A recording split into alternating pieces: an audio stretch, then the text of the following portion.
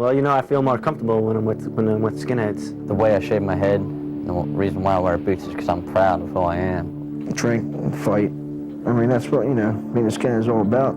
I don't believe that violence is necessarily evil in itself. It's the reason for committing the violence. Skinheads first appeared in the U.S. in the mid-'80s. Descendants of the British punk rock scene, skinhead was more a style statement. They looked scary and listened to music with an angry beat. But behind the leather, the combat boots, and shaved heads, there was little else. No philosophy, no leader, no mission. Well, anyone who's not white, as far as I'm concerned, you know, is a piece of shit. I could care less about them. Experts said that skinheads would grow out of it, citing their lack of organization and ideology. They assured us that skins posed no real danger. A decade later, these kids aren't just growing out of it. Skinheads today are being recruited by adult racist groups, and coalitions are being forged between the skins and racist political and religious sects. America was built for and by whites, and we should try to keep it this way. We're not hiding under sheets. We're here. We take us how we are, like it or not. In a perfect world, everybody would get along and there'd be no need for people like us. But it's not. And anything that's polluting our culture and polluting our race needs to be stopped. The FBI, the Anti-Defamation League, and Klanwatch, experts who've been tracking skinheads, report that racist skins today are the fastest growing faction in the white supremacist movement, committing hundreds of acts of assaults, vandalism, and even murder. The ADL figures show from 1987 to 1990, 6 murders committed by skinheads. In the 3 years after, no less than 22 killings have taken place. Skinhead violence and hate is being harnessed. Skins are being aggressively courted to become the future of the racist right. And today, skinhead gangs have something they never had before: unity, a mission.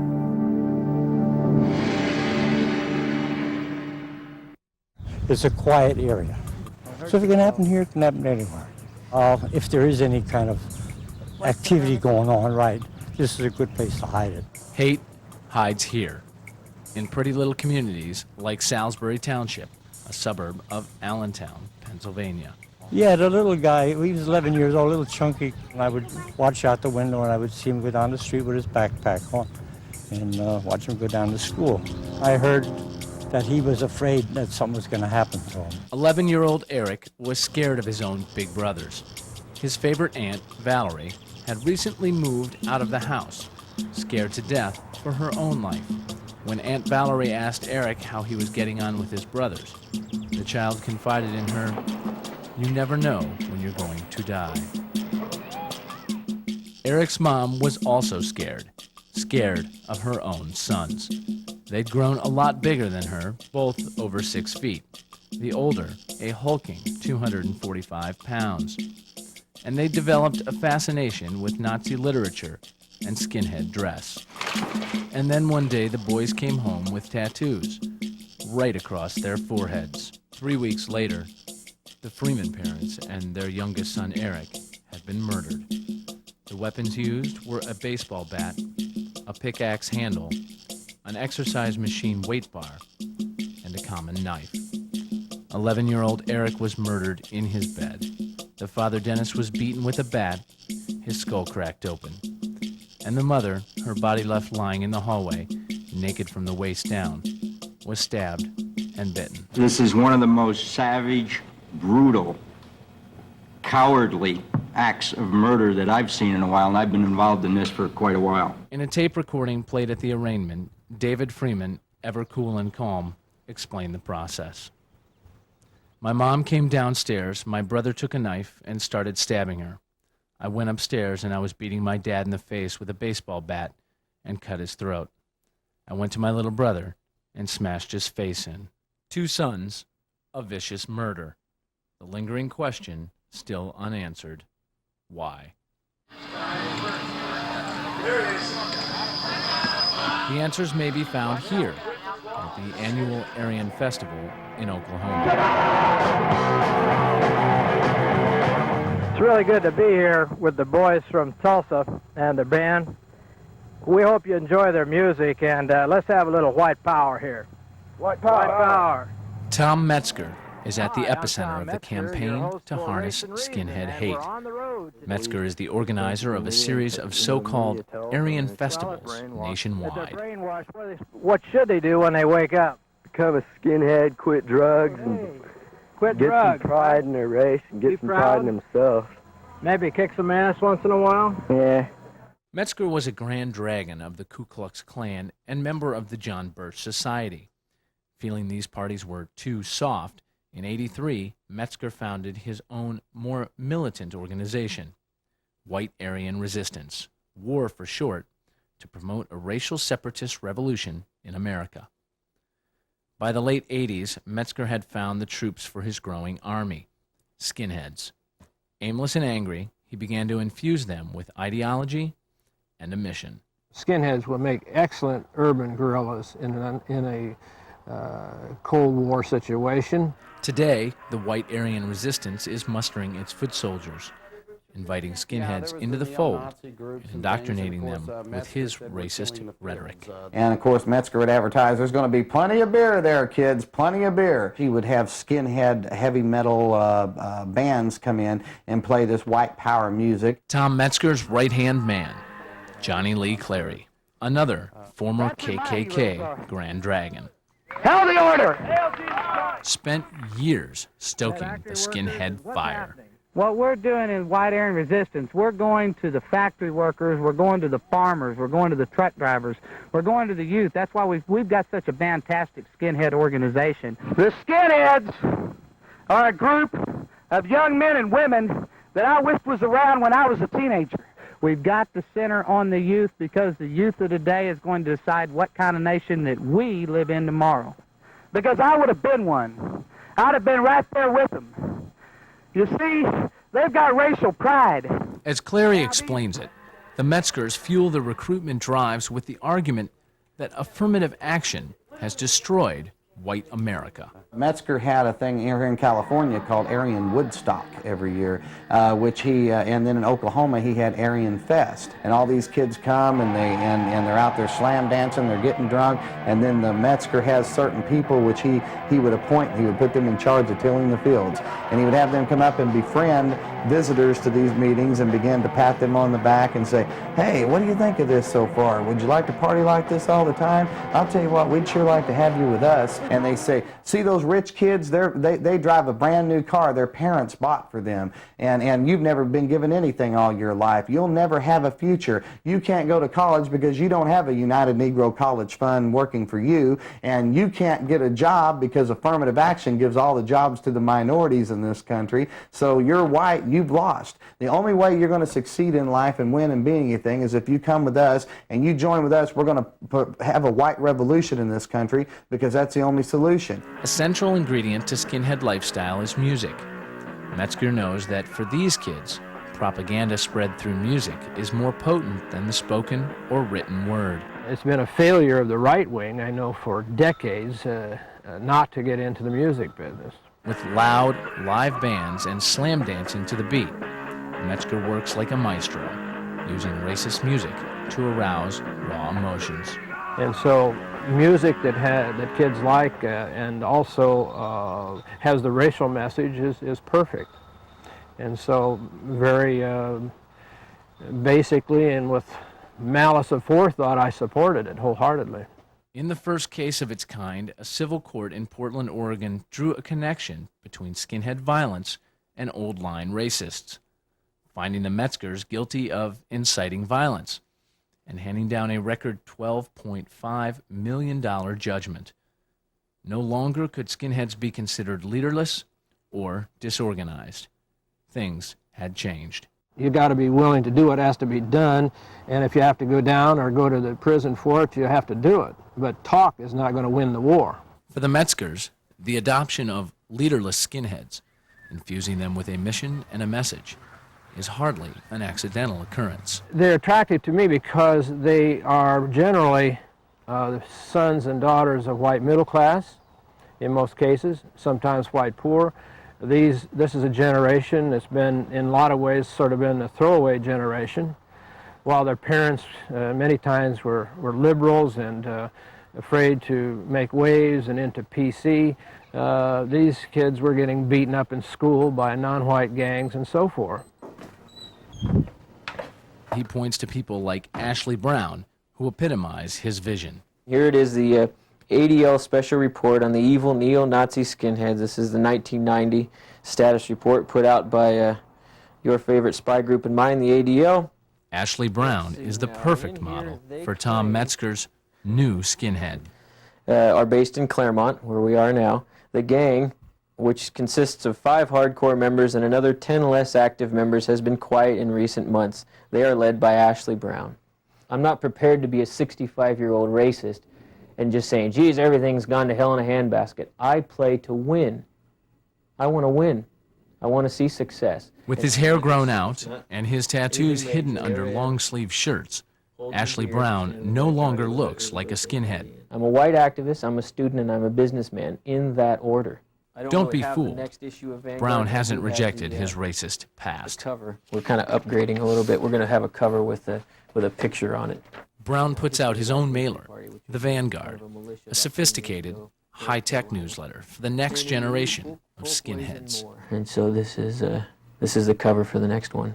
You get to see this before anyone else. Brown says he'll run for public office. We're basically not getting representation, and so I want to represent white people. And hopefully achieve a greater forum for his agenda. I personally don't know of any politician at either the national, state, or even municipal level who will say openly and honestly, I represent the white majority of this country. Like a natural-born politician, Brown chooses his words carefully. There's a lot of things that can and should be done. I think establishing white institutions, white schools, white churches, and things of that nature, that's important. And trying to work for representative government and providing services to white people and providing entertainment to whites. I would say the more dangerous ones are the ones who have grown their hair out that you don't know who they are. At least if a skinhead's got his head shaved and he's got swastikas all over him, at least he stands out and you know who he is. What we have advocated in the last few years was for skinheads to not be so visible, to make sure they get a good education, get into very good jobs, sensitive jobs, get in there where they can do us a lot more good. My primary goal is the movement and is doing what I think is right and working for the cause. And throughout the world, skinheads are growing exponentially, and I think it's great. I believe in racial segregation. I believe in America should be for whites, and if not America, just give us our own homeland, and we'd gladly will take it. You know what I mean? Me, I'm a militant and like reactionary. I'm waiting for something really bad to happen in this country, like a catastrophe or some widespread disease or something where we can use that as a foothold to take over a small part. The language of the movement is music. The lyrics scream. The thrashing guitars send home an angry message. It's got a message, and it's just plain fun. You know, it's something that's you can get into, jump around, yell, break stuff, do whatever you want to do, but it'll affect everybody differently, but it's affected everybody at one point in their life that's a skinhead is any kind of screwdriver music.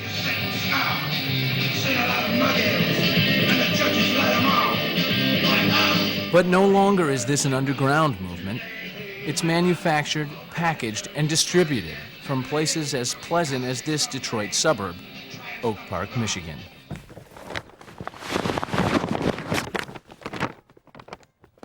This is the home of Mark and Dana Wilson. Hi, kids. It's also the headquarters of Resistance Records. Excuse me. Resistance is the masthead for a record label, a magazine, a site on the internet, and a mailing list that grows daily. Twice a week. And so the last time we went was 2 or 3 days ago, I guess. We started Resistance Records with a mailing list provided by a couple of bands. When we published our first magazine, the circulation was 5,000, and in less than a year's time, issue number 4 is up to 12,000. So it is growing at a phenomenal rate. with bands like Bound for Glory, Aggravated Assault, and Rahowa. Resistance traffics in lyrics that herald hate.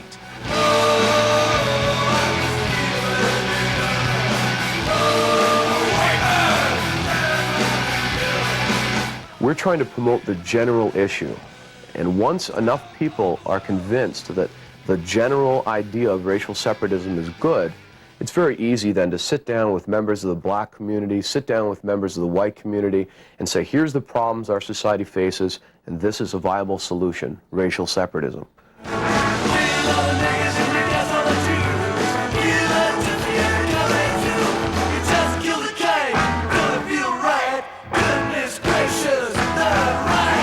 As lead singer of Rahowa and co-founder of Resistance Records, George Birdie helps Mark Wilson inspire white supremacists around the world. Usually we get stuff from all over the world. Wherever there's white people, there's anti-white propaganda and white guilt in the media and in the educational system and white youth-rightists. Our target audience is really white people anywhere. But I would say that white people that are most concerned about these problems are the young people. California, Indiana, Pennsylvania, Missouri, Nebraska. The youth of today have been neglected by this society. They've been taught that, that white people are some sort of social pariah. Kansas, Cincinnati. Here's one from Germany. Every white country in Europe we get mail from. We get mail from all over North and South America, including Argentina and Brazil, Australia, New Zealand, Japan, and some other points just because of the military people. Blonde-haired, blue-eyed, and damn proud of it. Keep up the good work, we need you. I wish Resistance Records, or Resistance Mag came out monthly. I hunger for it. Fans often offer suggestions on how to better serve the movement. Have you guys ever thought about making the white entertainment channel as opposed to the black entertainment channel network? This would be a good channel. This would be a channel where we could see our own programming, our white power music videos. I hope that you take my idea into consideration and hopefully make it a reality for the future. And thank you. In 14 words, which is a slogan many of us use. The white power movement has a language all its own. Stands for we must secure the existence of white people and a future for white children. Looks like good stuff, kids. Dana Wilson prides herself on being an excellent Aryan mother. She divides her day between childcare and working for the cause. There you go. Ricky, use your spoon. I think Resistance Records is cutting edge, but as far as Mark and I, no, that I wouldn't say. There are a lot of people that have the same views we do, are raising a family the same as we are, and participate in the movement the same way that Mark and I would. Now, Resistance is reaching out, using the borderless communications of the internet to spread the word and sell CDs. Okay, now we'll go into the Resistance website. We're going to offer services where you can order the products right through the computer with your credit card. When you go into the news groups, there are, let's see, there's revisionism, skinheads, politics, white power, nationalism. I was actually surprised how much information I could get concerning the movement on the computer. I know that, like, along with just doing my daily 9-to-5 routine type things, that I'm content with the fact that I'm working to secure a future for my kids. Tell you what, you got a 5. Now you got the tongue. Get a little bigger, I'll teach you how to shoot pool. While Dana works, the Wilson children, I didn't know how. 3. You do? Yeah. spend their days playing with their parents' friends and business associates. 1. You got the body. I want my children to grow up in a better world than the one I lived in. And the way things are going, it's not going to happen.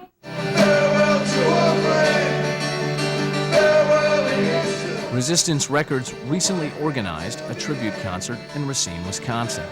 The concert honored Ian Stewart, the leader of the British Skinhead movement and lead singer of Screwdriver. Stewart, who died in a car crash, is a fallen hero to skinheads around the world. Rest in peace, Ian Stewart. Sing, sing, sing, sing, sing, concert is being edited MTV style into a home video for mass distribution. I'm kind of inspired by all the white youth. The whole point of this movement and of Resistance Records and all the things we do, in my opinion, isn't because we're motivated out of hate, and it's not because of ignorance. It's because we want to leave a positive contribution to the world that we leave behind. We want our own land where we can celebrate our own culture, unhindered by outside influences. We don't want to have to consider the world through somebody else's eyes. The United Nations Charter clearly states that every race or group of people deserves a homeland, a piece of land of their own, and they have the right to self-affirmation. They have the right to explore and express their culture without outside influence, and to deprive them of that is genocide. Wilson says his opinions are protected, citing free speech. No Nazi skins, no KKK, no racist, fascist, USA! Now his neighbors are voicing their own opinions. Nazi scum has got to go, hey, hey! What do you have to say about all this? Well, as I said, these people have the right to free speech as the United States. I wish they would honor ours. I don't think there's much of a point in protesting the type of music people wish to express themselves by. While they're exercising their First Amendment rights to spread a loathsome philosophy and ideology, they're using a right which we at ADL and decent citizens everywhere can also use in order to counter that message of hate. Tom Halpern authored Sounds of Hate for the Anti-Defamation League. This is an issue of Resistance magazine. The ADL sees its mission as protecting the civil rights of all people, and Halpern is a staunch defender of the First Amendment. This is a free society, and they have the right to hate, but we also have the right to fight back with words and to educate people and to try to put a stop to the very kinds of words that later can kill by overcoming those words with educational words and countering them with truth. Mr. Freeman, do you have anything to say? Back in Allentown, Pennsylvania, the two Freeman boys captured, then extradited from Michigan, prepare to stand trial. Quickly, the Skinhead murderers had become the center of a swirling debate. Why had they done it? And what was the meaning behind the murder? Could it happen again? After being fingerprinted and processed, the Freemans were arraigned on murder charges. This is murder. I don't sanitize a murder case for defense counsel or anyone. There was a lot of hate in that family, and hate aimed at the parents. And it was aimed at the parents because the parents really were trying to change them. District Attorney Robert Steinberg is prosecuting the case.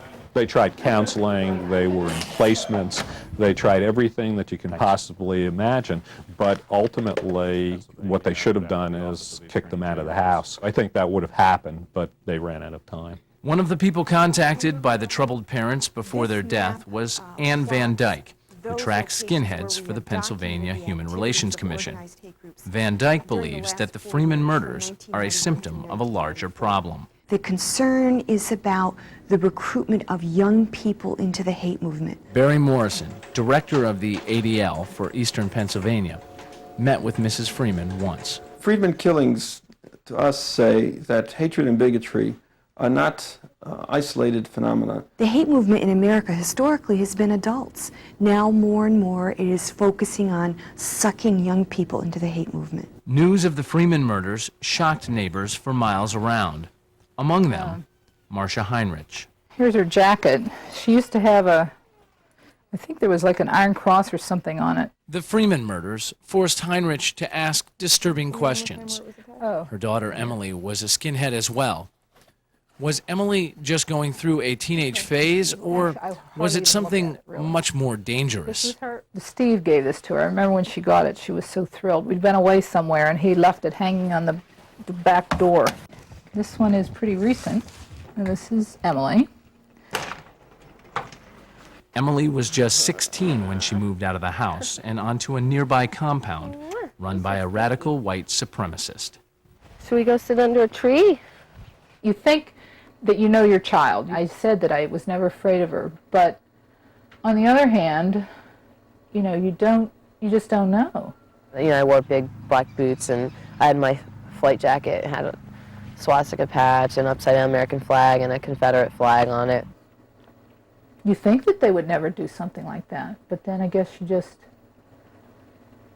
I don't know if they ever thought, if the Freemans really thought they'd be killed or not. And Emily didn't see any harm in hanging out with the cool guys down the street. At first, it was just social. I'd hang out with some of the younger, the young guys who lived there. And it was something, fun to do after school. I learned how to shoot guns, a lot of them. And then, I guess, the leader of this religion, he started bringing out the Bible and teaching me about what he believed, Christian identity. The Christian identity movement has long-standing ties with white supremacists. In recent years, the church has welcomed skinheads. Mark Thomas, whose compound in eastern Pennsylvania is known as a haven for racial separatists, opened his arms and his home to Emily Heinrich. A couple of years ago, I guess, we were having a Bible study, and there were a few skinheads, a few dozen actually, throwing snowballs at each other in the front yard, having fun. And Emily went by, and, there was a wolf west of our tail, and she was a very attractive young lady. Thomas's reading of the Bible differs from mainstream religious study, and his students are not likely to use his message to become compassionate missionaries. No one will be able to kill me. How can I describe him to you? And incidentally, in Isaiah 14, the Bible describes Satan as a man that seduced Eve and begot a race of children in the earth. So we have literal devils walking this earth today, even as we have literal sons and daughters of God. The swastika is biblical. If you look in the book of Ezekiel, it says this is the likeness of the glory of God. I think Mark looks at skinheads as people who, he can use for his cause. They have that, that inner violence and everything ready to, and a lot of them are looking for something. Like, a lot of them regard Mark, I think, as a father figure. So he's kind of like their leader. They're hungry for the truth. They're fed up with BS. And so am I. If he can get them interested in his guns and his parties and everything, then he might be able to teach them identity. Or even if they don't go for it, at least they'll kind of be another person on his side. Like Emily, the Freeman brothers are said to have sought truth at the Mark Thomas compound. Experts say that teenagers in search of friends and family are especially vulnerable. People like Mark Thomas have become very adept at appearing to be father figures to disenfranchised young people, and they offer to meet those unmet needs. The skinhead movement promises to satisfy that natural teenage urge to fit in and provides an outlet for youthful anger and frustration. I guess we didn't really think of it as a skinhead problem. We thought of it as just a personal family problem. But no, I became totally wrapped up in the whole lifestyle, and everything my parents said didn't matter, and everything they said to me when they were trying to get me out didn't matter at all. We still didn't really credit that those were her true beliefs and that kind of thought. We just couldn't believe that she was a real white supremacist, really. She was just a rebellious kid. And so families face expressions of hate with a confused mixture of disapproval and tolerance. Ignore it and it will go away, a reaction experts say may be the most dangerous of all. When we were living in Allentown, she said something about she knew somebody that had a gun, and she was, kind of threatening her dad. Organized hate groups, including skinheads, do not create tension out of thin air. They feed off the resentment of everyday people. Bigotry is something that can affect every family. Bigotry in its most dramatic forms can occur in the metropolitan areas and in the backwaters of America at any time and any place. We want to believe that if we ignore them, they will go away. And in truth, silence is the welcome mat for hate. It could have been anybody that they thought society wouldn't miss. Well, it made me wonder whether, in fact, this neighborhood was actually being organized by skinheads. So you sort of have this picture in your mind of them fueled by alcohol, fueled by hate, going out looking to hurt someone. They were looking for someone that was homeless. They were looking for someone black or Hispanic, or they were looking for someone homosexual. What did scare me was that people felt they had permission to murder gay people in the neighborhood. Here in the neighborhood schoolyard, in this working-class, family-oriented Queens community, Julio Rivera was stomped, bashed, and beaten to death. The perpetrators were 3 members of a skinhead gang called DMS, Doc Martin Stompers. They really savaged Julio, and they turned him in about 20 seconds from a vibrant, well-thought-of, well-liked human being to someone who was basically dying on the street corner. Assistant DA Daniel McCarthy, who prosecuted the case, recalls that Julio was literally taken apart with a hammer, a wrench, a glass bottle, and a boot knife. The victim just happened to be in the wrong place at the wrong time. The attackers had never met Julio Rivera. I met Julio when I was about 15, and he was about 9, maybe less. And I grew up with him. Sister-in-law Peggy Rivera still frequents the neighborhood bar that Julio loved. He had a lot of friends. He was very well liked. It was a lot of fun. And this picture captures that. Julio was murdered simply because he was gay. The murder should have been classified as a hate crime, but it wasn't easy to get the community to recognize the hatred seething in their own hometown. Now, it was the police who probably held up justice from being served any faster than it was, because they did not want to pursue this as a hate crime. It was not until a bit later on in the investigation, where there was a lot of pressure from community groups and gay organizations, that the police took a second look at it and really started to hit the investigation hard. Whose streets? Our streets! Whose streets? Our streets! Gay activists organized the community. Julio's murder could not be dismissed as just another murder. DMS, Skinheads 5, BG Brown, doing time! The police, the media, and the mayor were forced to recognize the depth of skinhead bigotry. They put a lot of pressure on City Hall. There was constant agitation in the community. The Anti-Violence Project educated their own community and then started demonstrations and brought in the media. I think the motivations for the crime, the selection of the victim, the location in which it took place, and the manner in which Julio was killed just cried out depravity. And ultimately, that's what the jurors felt too. This community learned how to fight back, We will bash back! how to demand justice. Found guilty, maybe the Doc Martin Stompers learned that prejudice and violence will not be tolerated. What they found out was that the average person, even the average, what are traditionally thought of as conservative Queens jurors, have absolutely no stomach for this kind of thing, think this is wrong. I want to be sure that Julio's death is not in vain. He died a horrible death, and he was a really nice guy.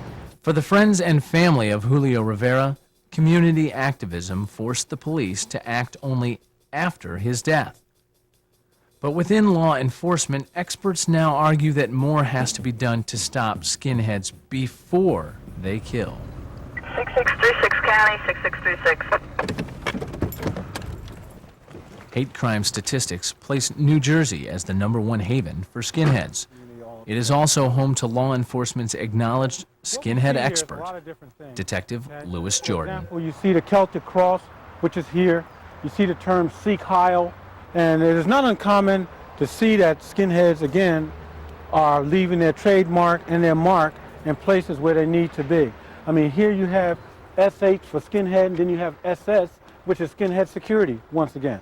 You have the KKK for the Klan, the swastika, but yet we also find that people are still truly in denial in terms of what's going on.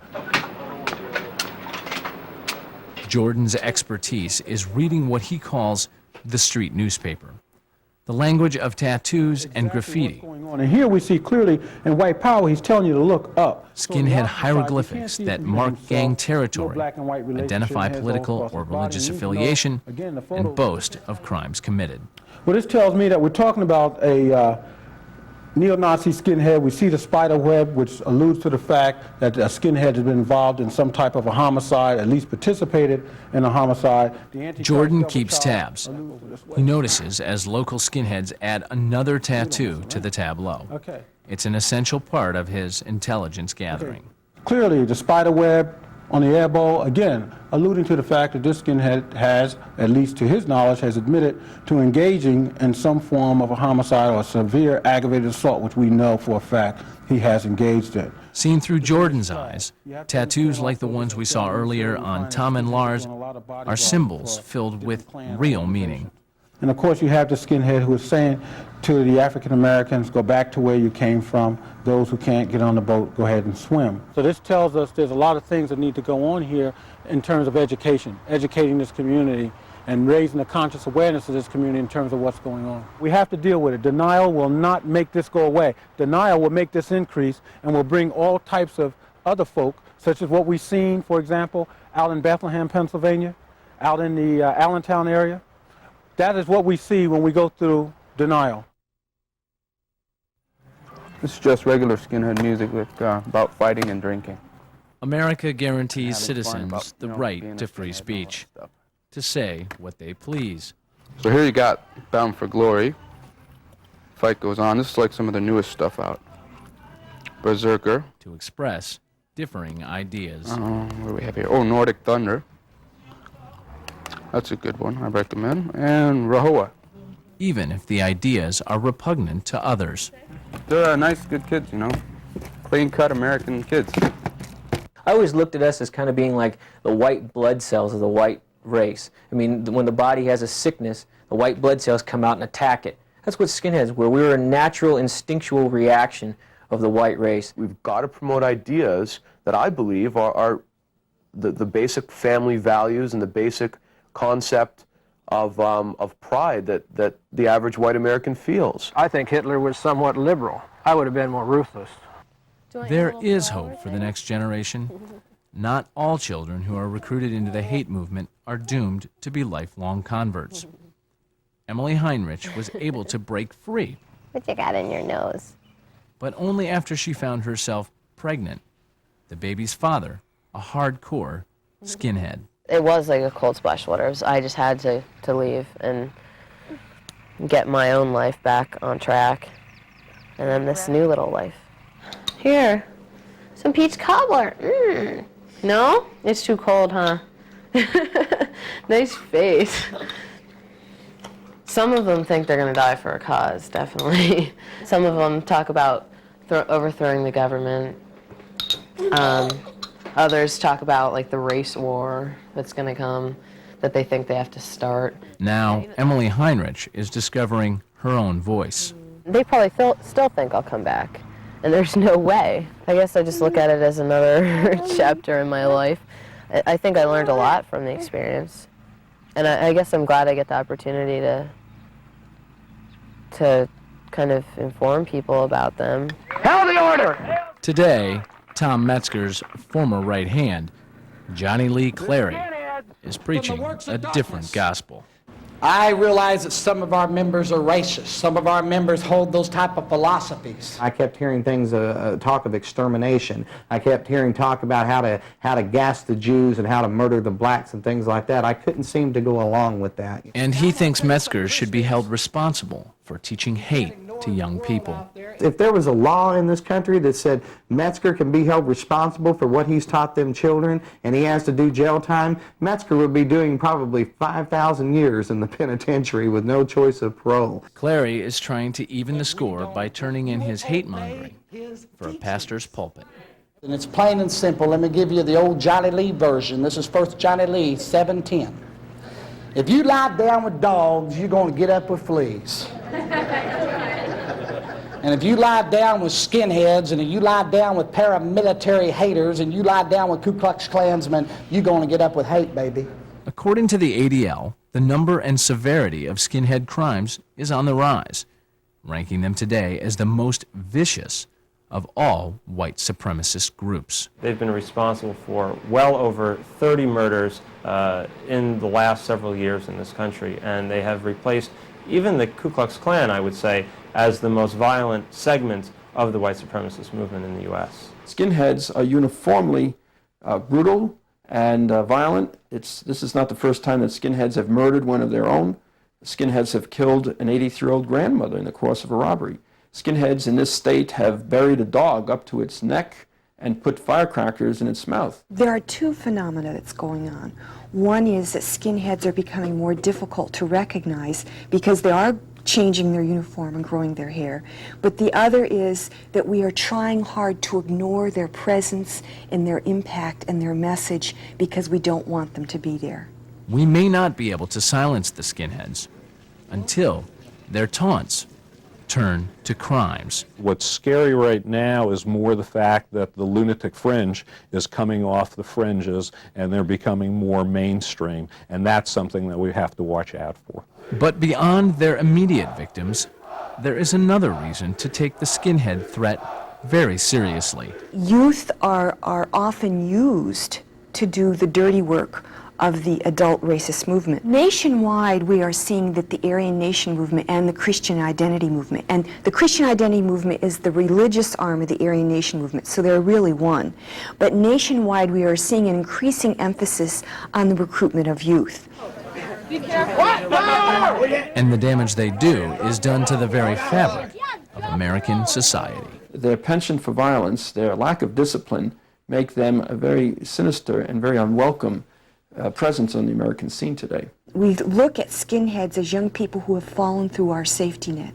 Skinheads tend to be badly disenfranchised from their families and from mainstream America in general. The bottom line with me, at least from where I sit, is that is still someone's child out there, and that child is in crisis. Somewhere along the line, somebody or something in terms of an agency has let that child down. Parents have to recognize the signs, whether it's signs of wearing Doc Martens or it's signs of drug use.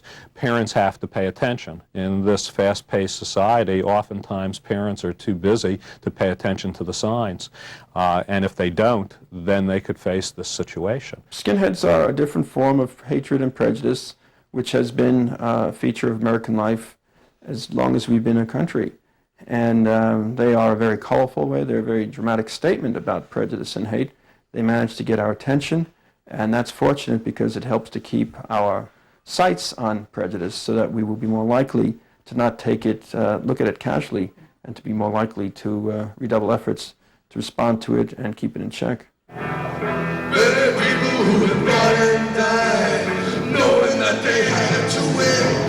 And while it may seem that free speech allows these groups to grow and flourish, free expression may be our most powerful antidote to hate. I always say be proactive, admit we got a problem, then collectively we come together to address the problem. Denial will get you nowhere. Trust me, I've seen it across the United States in my travels. Denial, you lose, the community lose, the people lose. What hate needs to flourish is the silence of good people. We've learned this generation after generation, and it's still true. They just look like any normal guy. They have normal haircut, they dress very nicely, but they hate.